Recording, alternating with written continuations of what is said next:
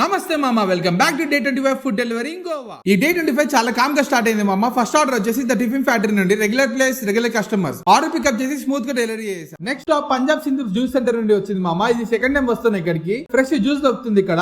Order pickup చేసి delivery చేసా. Next cafe tattoo నుండి as usual classy vibe order pickup చేసి కస్టమర్ కి స్మైల్ తో డెలివరీ చేసా. నెక్స్ట్ ఆర్డర్ వచ్చేసి కృష్ణ హోటల్ నుండి. Guess what, delivery location near కోలో బీచ్. పనిలో పని మన వెహికల్ ని కూడా కాసేపు ఛార్జింగ్ పెట్టా. నెక్స్ట్ ఆర్డర్ పిజ్జా హట్ నుండి వచ్చింది మామ. పికప్ చేసి టైం కి డెలివరీ చేసిన. తర్వాత మల్టీ ఆర్డర్ వచ్చింది మంచిక్ షవర్మా అండ్ షాహీ దర్బార్ నుండి. రెండు ఆర్డర్స్ పికప్ చేసి టైం కి డెలివరీ చేసిన. Smooth work flow. Next order వచ్చేసి బిర్యానీ వెహికల్ నుండి మామ. కస్టమర్ హైదరాబాద్ దమ్ బిర్యానీ ఆర్డర్ పెట్టాడు. అప్పుడే మళ్ళీ షాహీ దర్బార్ నుండి ఇంకో ఆర్డర్ వచ్చింది. రెండు ఆర్డర్ పికప్ చేసుకుని రెండు డెలివరీ చేసిన.